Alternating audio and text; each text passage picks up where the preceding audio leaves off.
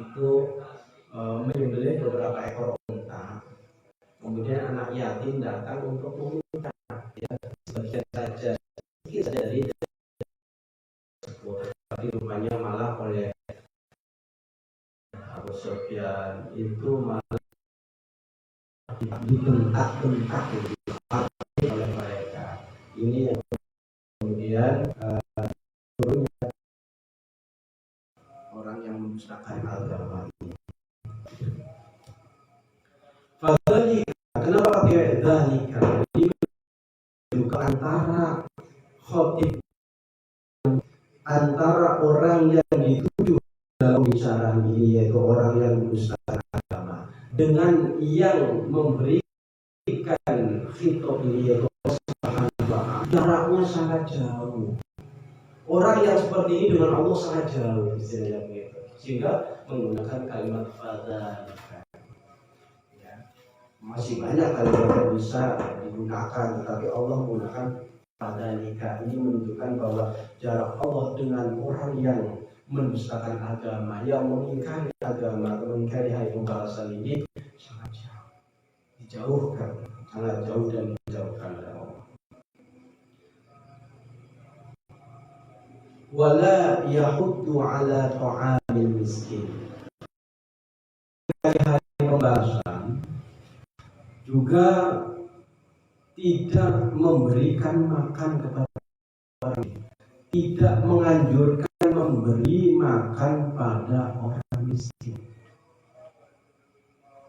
Yahuddu ini jangan apa ya? Jangankan memberi, menganjurkan saja tidak.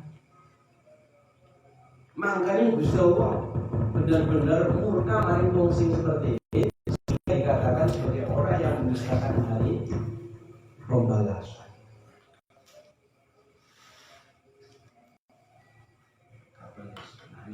Yahuddu, kalimat wala yahuda tidak menganjurkan, kan bisa saja selama tidak memberi karena mungkin nggak punya. Tapi kan dia bisa menganjurkan orang lain untuk memberi. Ayat ini juga tidak memberikan toleransi kepada siapa. Nah, kalau bisa, gitu. Aku nggak bisa membantu. Ini nggak apa ya? Nggak memberikan toleransi. Kenapa? Orang bisa membantu ya bisa ngandap nampung dia, menganjurkan orang lain.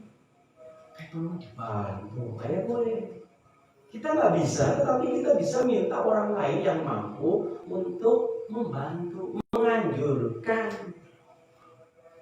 Jadi berarti menunjukkan semua orang harus berpartisipasi nih. Jangan sampai masuk kategori orang yang mendustakan hari pembalasan.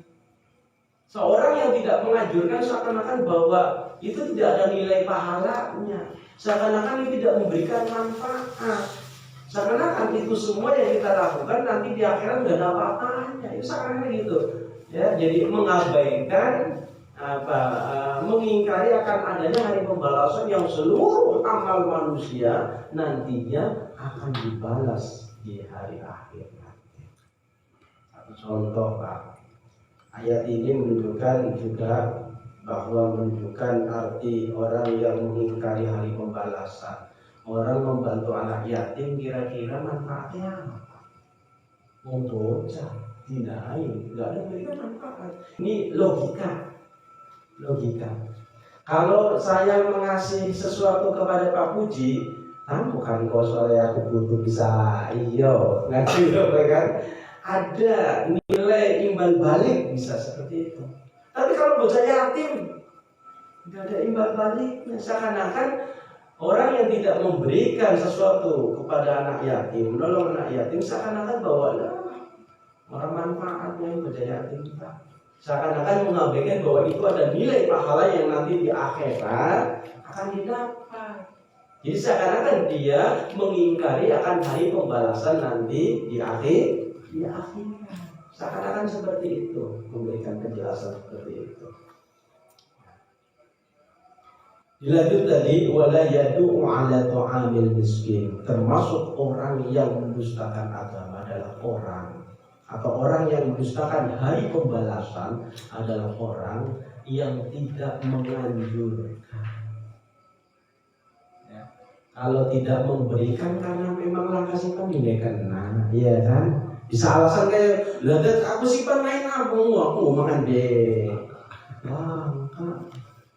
Tetapi kan bisa ngomong, ya ngomong karo siapa kan sampai karo wong sing mampu tolonglah dibantu melas aku kepokolan kan kayak gitu, bisa seperti itu maksudnya.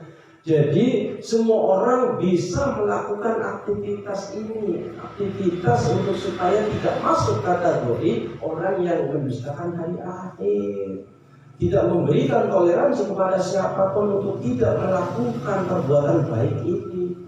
Kalau kita orang mampu kemudian kita juga tidak menganjurkan kepada orang lain, jangan-jangan kita masuk kategori orang yang tidak percaya karo hari pembalasan, bahwa apapun yang akan kita lakukan, apapun yang kita lakukan itu akan dibalas. Wa may ya'mal mithqala dzarratin khairan ya, apapun yang kita lakukan sebesi ya sekecil biji zarah sekalipun kita akan berumur di akhirat.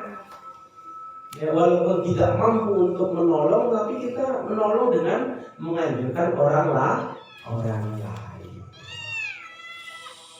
Inilah makna wala ya'uddu ala ta'amil miskin.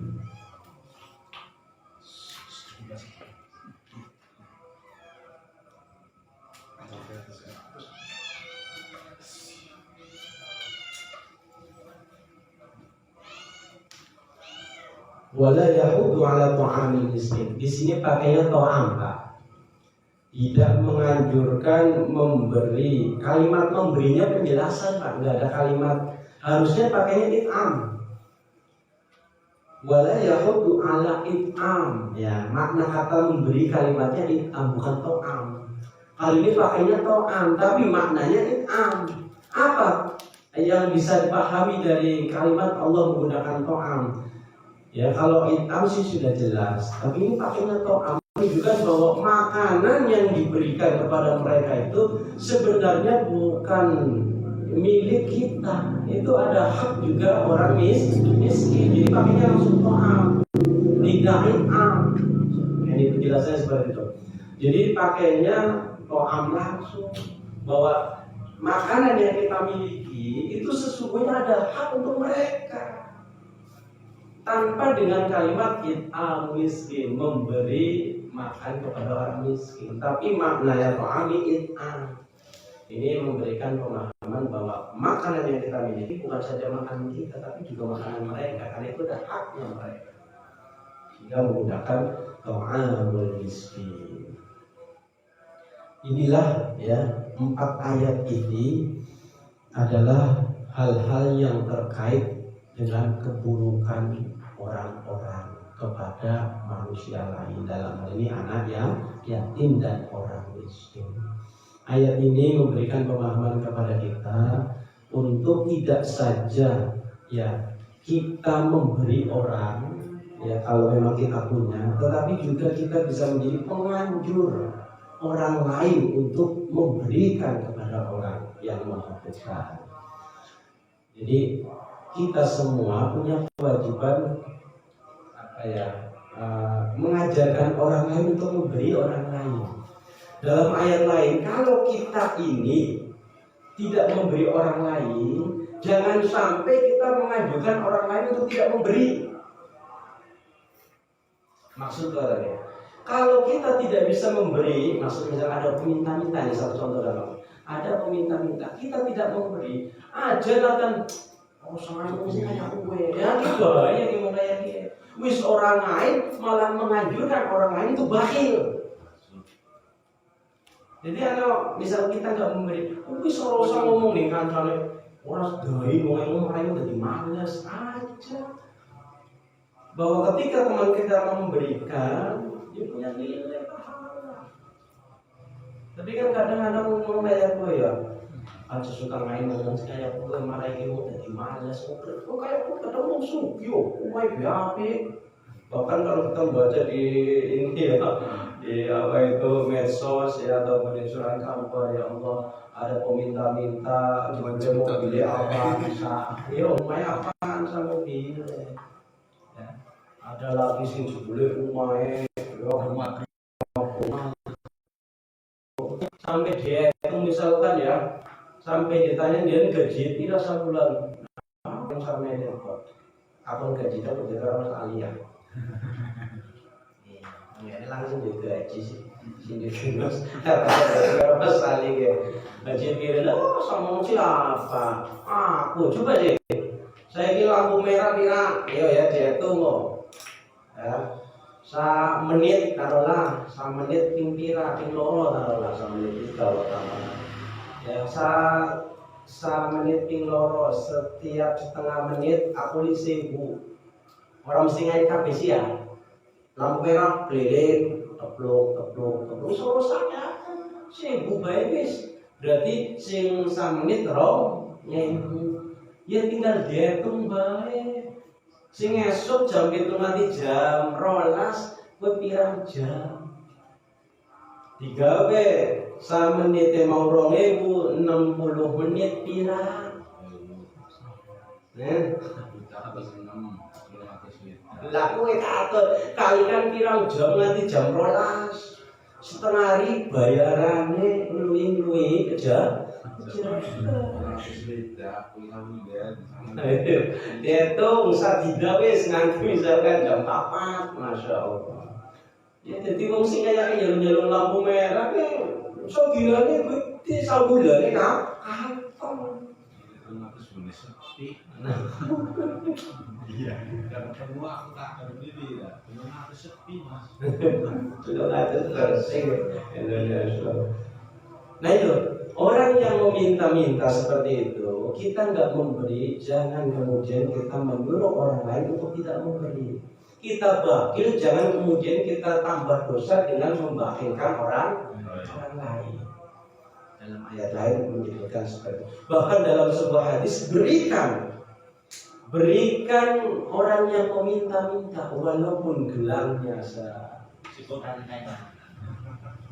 walaupun di tangannya itu gelangnya bergelantungan ngono ngari anak aja usah diomong sampai gelang pralek itu kan ya ora sama karena kita memberi kepada orang yang gelangnya rentengan dia tetap ada pahala.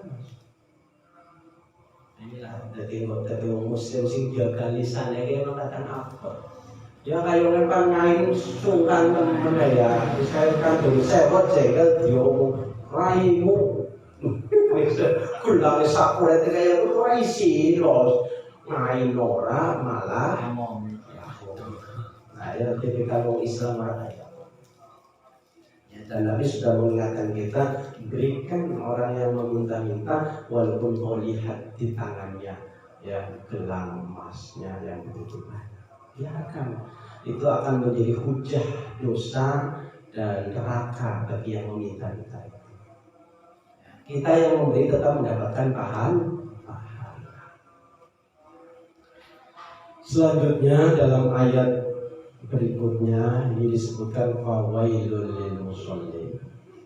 Kalau ayat-ayat sebelumnya ini bicara tentang perbuatan tidak baiknya orang kepada sesama, ayat berikutnya ini perbuatan tidak baik, perbuatan buruk kepada Allah Subhanahu wa taala. Nyambung. Setelah bicara tentang orang-orang sing ora apik, ya. Dan di situ tidak disebutkan tentang apa ya? Akibatnya tidak disebutkan. Di ayat ini, 4 ayat ini tidak disebutkan tentang akibatnya orang yang memperhatikan anak yatim. Tidak disebutkan kan, cuma dianggap sebagai orang yang mendustakan agama. Tapi balasannya apa nggak disebutkan. Nah di ayat selanjutnya, ayat 5 sampai akhir, nah ini disebutkan fawailul lil musallin. Fawailul maka kecelakaan lil musallin bagi orang yang sholat. Ini dalam banyak tafsir saya lihat wail ini diartikan sebagai satu tingkatan siksaan atau tingkatan neraka. Makanya ada yang mengartikan maka neraka wel kayak gitu. Mengkiaskan dengan sakor, ya, neraka sakor yang diperuntukkan untuk orang yang tidak sholat. Ya, ketika ditanya kenapa engkau ada di neraka sakor, ya, kemudian dijawab dulunya, ya, saya dulunya tidak melakukan sholat. Nah, ini. Jadi saya katakan dikiaskan ini menjadi wail itu neraka wel.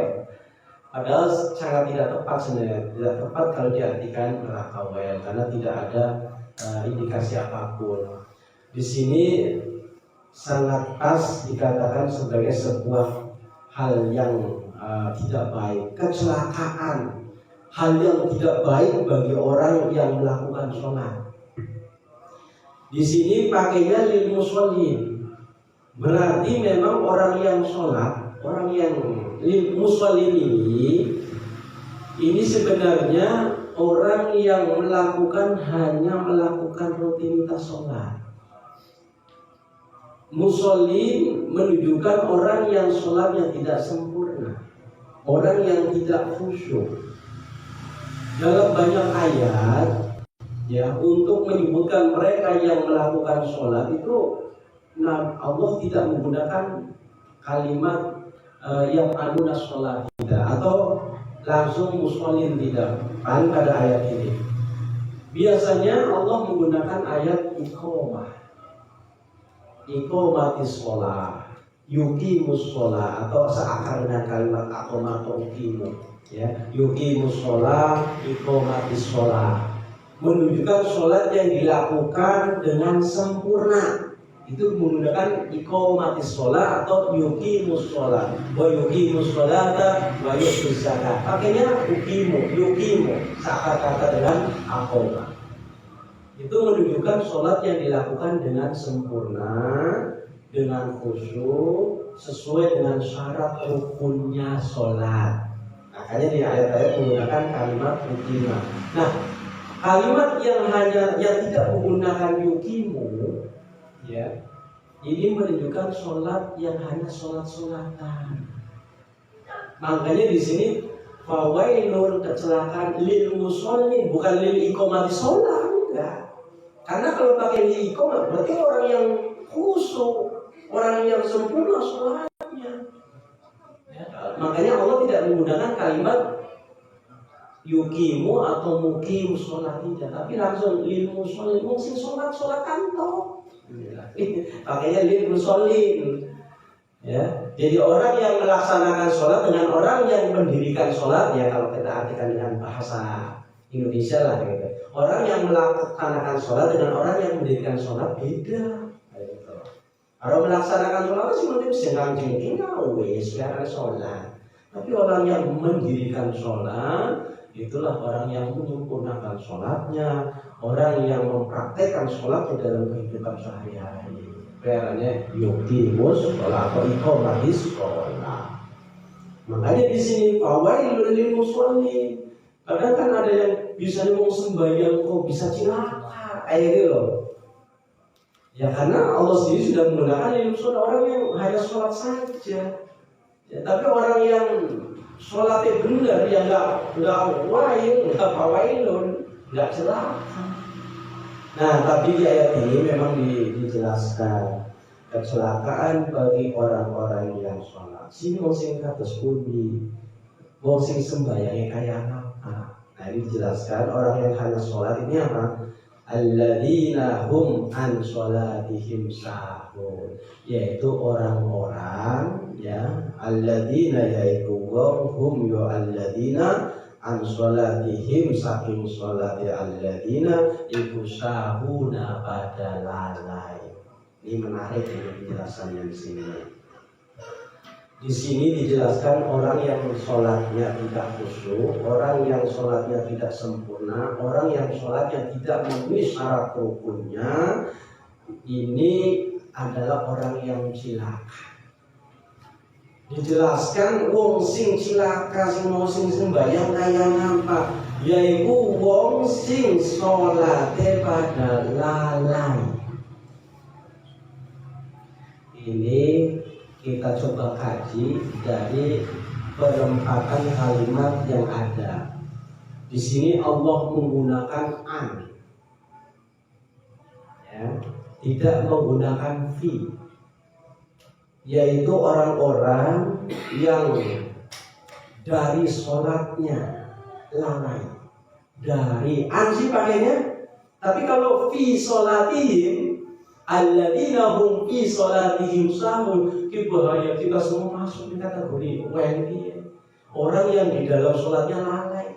Padahal kadang lalai kan juga kelalaian rakaat, lagi sembahyang kelingan jemuran gunung di entasi, kelalaian kayak motor gunung di lebokena. Ini masuk kalau pakainya fi sholatihim. Tapi syukur alhamdulillah Allah menggunakan bukan fi tapi an, yang menunjukkan akibat atau apa istilahnya ya, dampak. Dari sih ya, orang-orang yang lalai dari sholatnya. Jadi dia sholat tetapi melalaikan sholatnya. Ini keuntungan Gusti Allah pakainya an, bukan fi. Kalau fi masuk kita semua masuk di kategori orang yang apa, cilaka. Karena sholat kita nggak pernah khusyuk. Karena sholat kita selalu lalai. Ya, siapa sing ngacung coba sing alif Allah Akbar nanti salam tumuk ke ora kelingan apa-apa. Maka semua ini ngacung. Iya ya, les sembahyang mesti yang sing kelingan apa ya. Iya, mestilah. Ya, kalau ini maksudnya menggunakan isolasi, maka masalah kita semua silakan. Untung ini ayatnya menggunakan an. Orang yang lalai dari intisari sholat, orang yang lalai dari esensinya sholat. Tapi itu boleh kan? Meski urusan kau sekarang.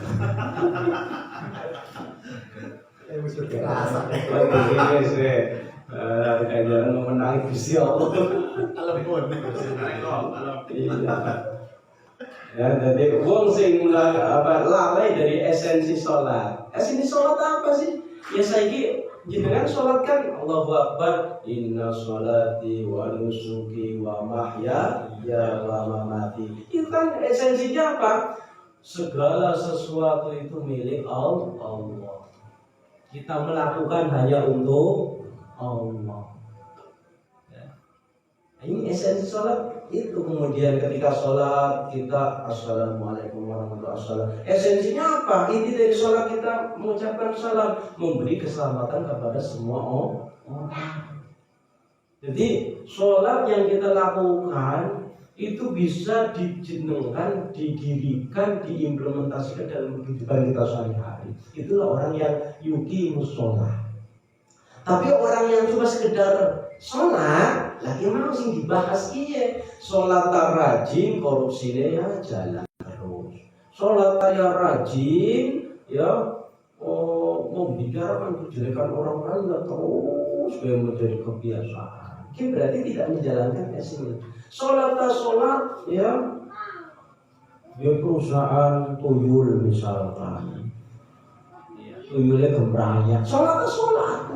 Nah ini jadi tidak menjadikan sholat itu ya membekas dalam kehidupan. Nah ini orang-orang yang cilaka. Sholatnya tidak menjadikan keselamatan untuknya. Karena hanya memang musholin itu sebagai orang yang melaksanakan sholat, bukan orang yang mendirikan sholat. Alhamdulillah di sini ayat dengan kalimat an sholatihi. Jadi orang-orang yang melalaikan dari makna sholat itu sendiri. Kalau itu nanti kan banyak gitu. Ya. Kalau an sholatihi ini berarti maknanya ya orang-orang sing turjana lah kan. Ya, insya Allah kita mudah-mudahan tidak masuk kategori orang yang melalaikan sholat.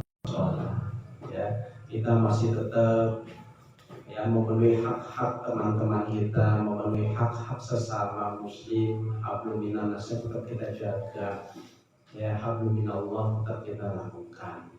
Dan kita masuk kategori orang-orang yang melakukan ya inti dari sholat kita yang kita lakukan. Ciri selanjutnya orang yang silakan. Pertama tadi sholatnya lalai, ya dari makna sholat itu sendiri. Kemudian pisan kala sholat alladzina hum yura'un, orang-orang yang riya. Ini juga akan cilaka.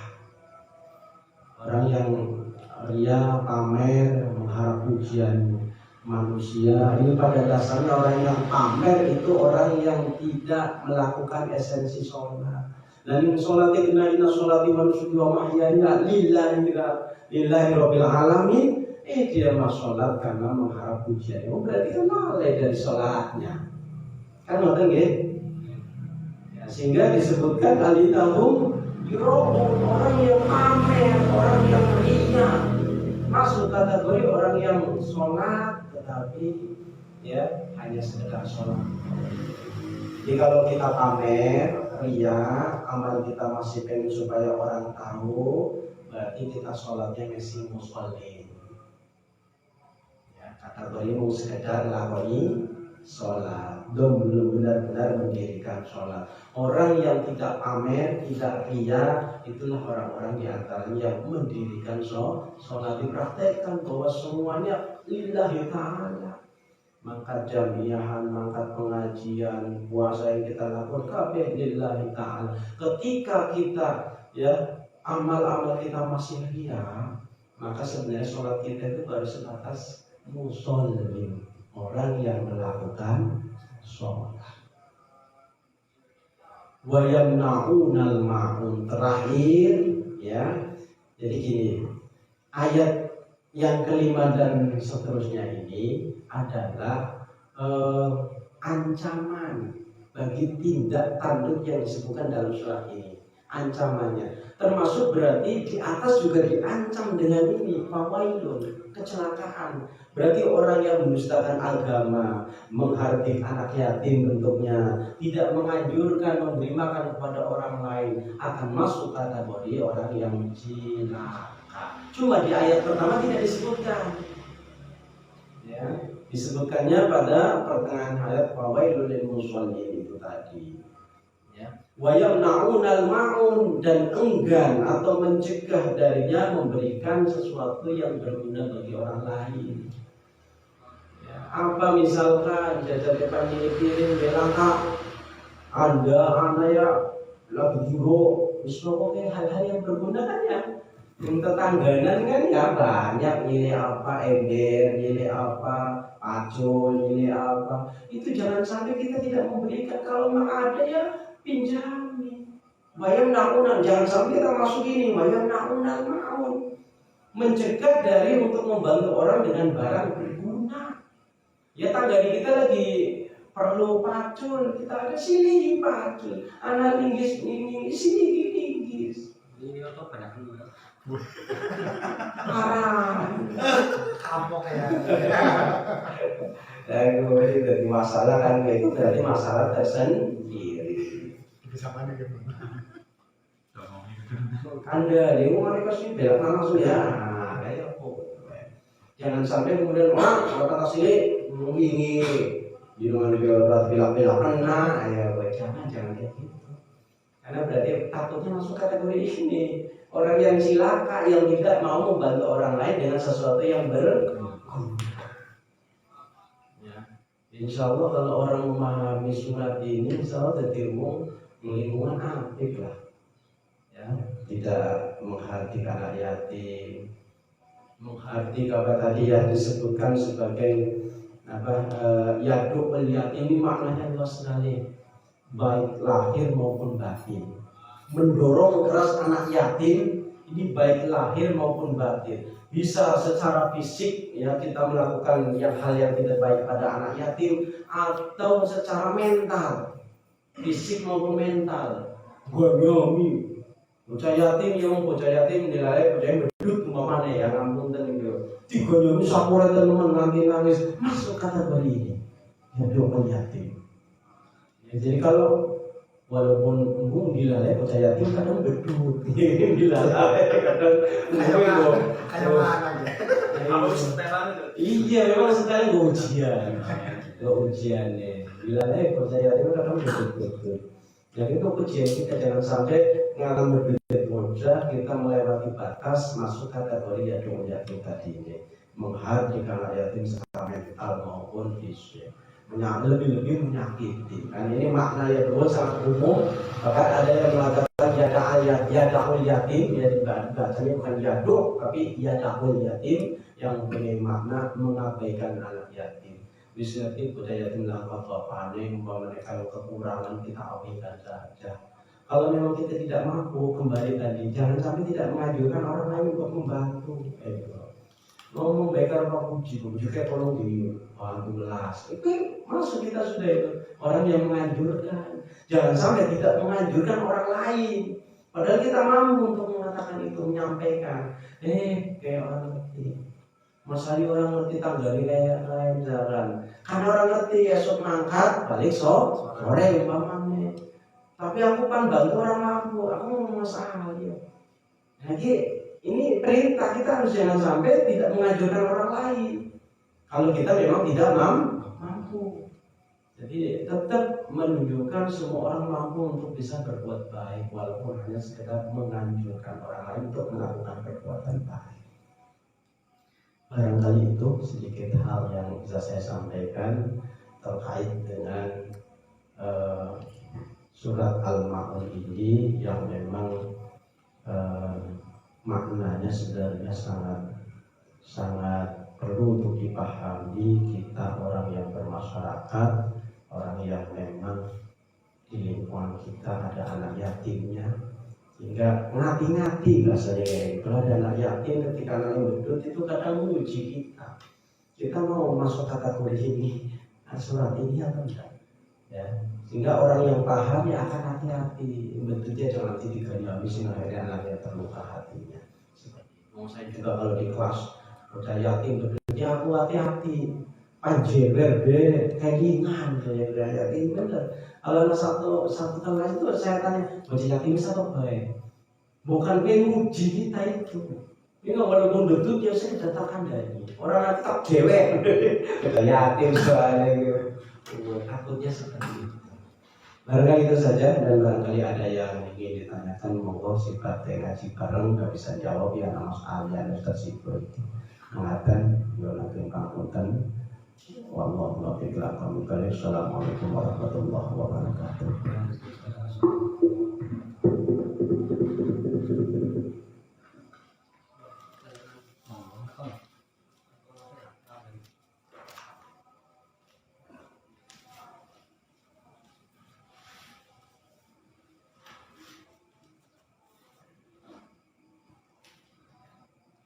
Pakai ini masalah ini sholat. Ada dua masalah caranya dekat Salam warahmatullahi. ya. Ya memang ini masalah di sini apa? Masalah benda nama aman. Jadi kan kalau sholat kan kita suruh berjamaah. Sementara kita mau jamaah di musolanya sendiri, misalnya musola kendang. Ya adalah ya puji-pujian. Nah itu jamaahnya itu nggak ada. Sementara kalau kita meninggalkan musola itu kan seperti padahal itu kan musola sendiri.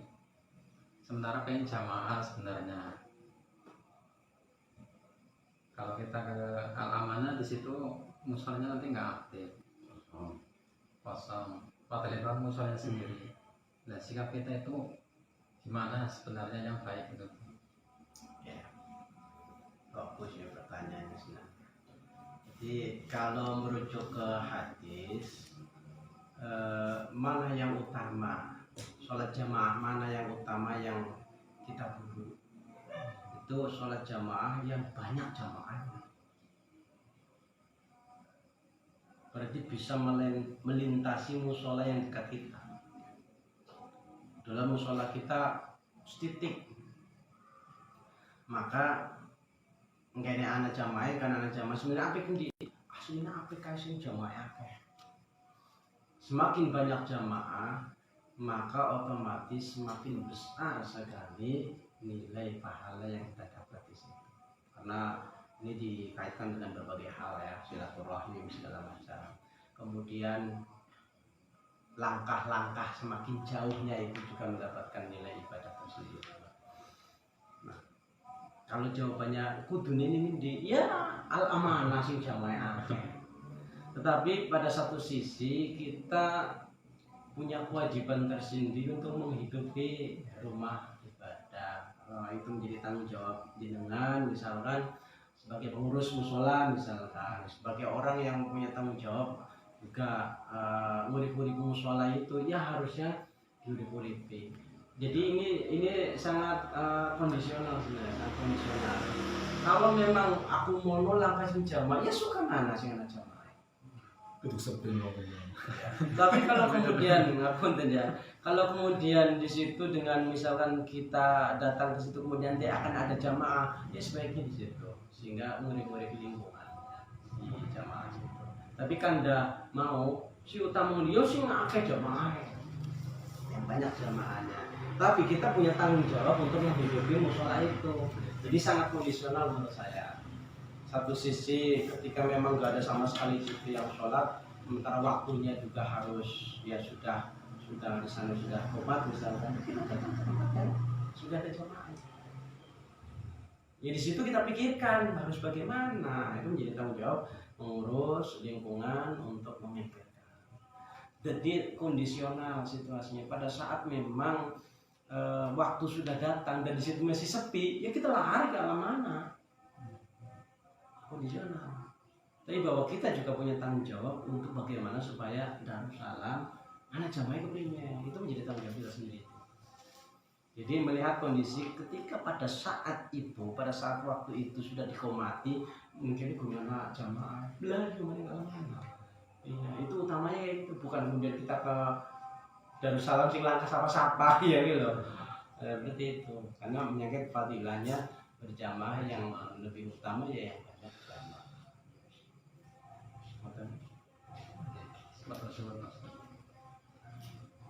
Ya bertanya Ya. saya punya keponakan yatim piatu. Memang kalau yang anak yatim memang bagus. Nah itu kalau main-main motor seenaknya. Terus keluarga yang berikutnya kan budenya. Terus keluarga dibilangin semua jangan dipinjemin motor. Yang sing akhirnya kan saya dibilangin, Lek, itu si Arti jangan dipinjemin motor orang nggak waktu lah seenaknya. Akhirnya kan nggak berani pinjam, berarti itu namanya hasut. Terus sikonya saya di mana? Ya jadi kalau itu menjadi sebuah didikan, ya tidak masalah. Ya, artinya mendidik dengan cara tidak meminjamkan motor sambil juga menyampaikan tentang bagaimana menggunakan motor yang baik, misalnya aturan kondisi itu. Ya, sesuai itu. Jadi kalau itu diniati untuk mendidik, ya bukan suatu kesalahan, nggak apa-apa. Jadi ya dukul yatim ini malah kala anaknya baik, bener kalau disilihi. Bahkan ngapunten misalnya bocah manggo motornya kayak orang bener jenengan ganyami, ganyami di luar batas misalnya, itu masuk kategori itu. Tapi kalau cuma sekedar dengan meminjamkan supaya kayak mikir, sambil juga ngapunten ya jenengan menyampaikan yang baik harusnya seperti apa. Itu insya Allah tidak masuk kategori ya tuh. Kami ngasih pilih pak motor lebih karena iya jadi kalau cuma terus satu tapi dituntutnya ya nggak masalah orang dulu. Masih akhirnya kan ini bukti kan akhirnya sering ngomong oh ini nganggur jadi itu edel cuman nganggurnya ya pengertian biasa. Intinya walaupun kita memarahi dengan yang halus, jangan sampai kemudian menyakiti hatinya, karena bukan masuk kategori